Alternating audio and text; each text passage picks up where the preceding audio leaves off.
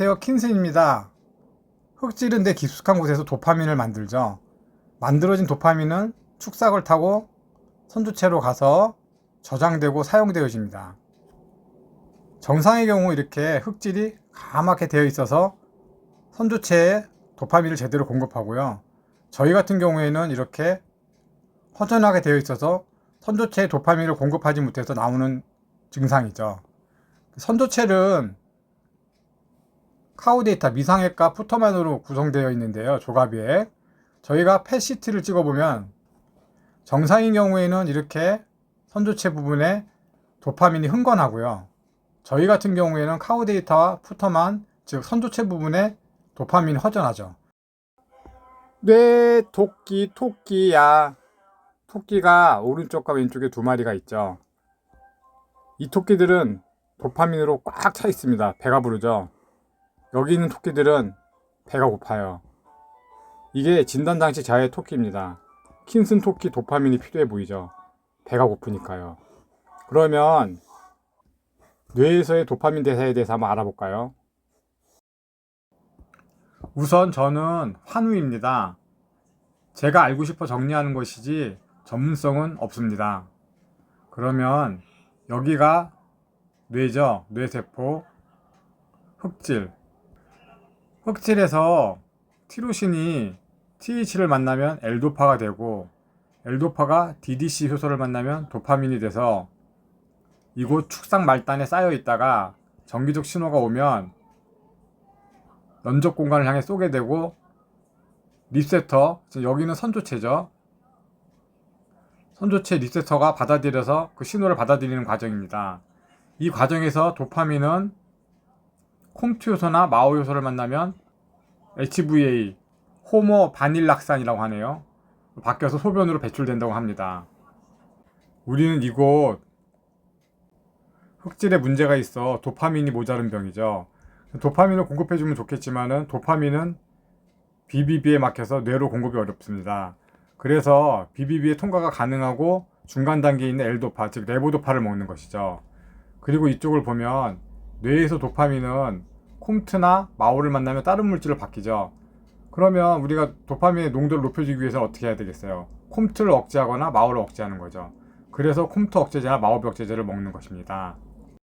이 중요한 개념에 대해서 짚고 넘어가 보겠습니다. 먼저 BBB, 지겹죠? 혈액내 장벽, 즉 촘촘한 뇌혈관을 말하는 거죠. 우리는 이 뇌혈관, 촘촘한 뇌혈관 BBB 기능 때문에 전구체인 레보도파를 먹는 거죠. 즉 도파민은 뇌 세포로 못 가요.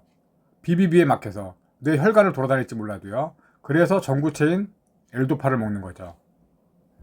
그 다음으로 중요한 레보도파, L도파 관련된 효소들이 있죠. 세 가지가 있죠.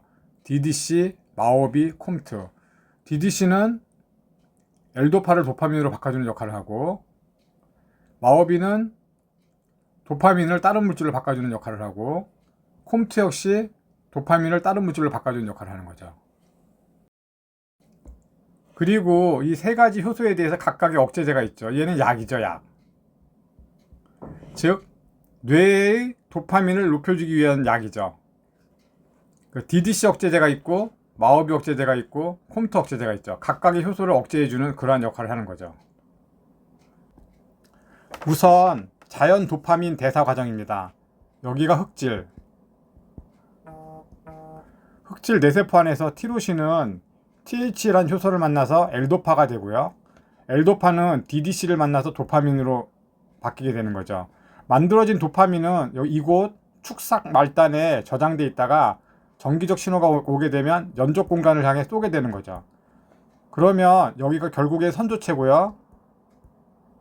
선조체 수상돌기에 리셉터가 그 신호를 받아들이게 되는 거죠. 이런 일련의 과정 중에서 마오를 만나면 다른 물질로 바뀌게 되고 콤트를 만나도 다른 물질로 바뀌어서 소변으로 나가게 되는 거죠. 그리고 남아있는 도파민은 다시 회수되기도 합니다. 이게 바로 자연 도파민 대사 과정입니다. 저희는 이 대사 과정에 흑질세포가 망가져서 도파민이 모자른 병이죠. 그래서 도파민을 공급하면 좋겠지만 도파민은 BBB에 막혀서 뇌로 공급을 찰 수가 없기 때문에 그 중간에 있는 L도파를 공급하는 것입니다. 복잡해 보이는 그림이지만 찬찬히 따라가 보도록 하겠습니다. 참고로 저는 초파일 뿐입니다.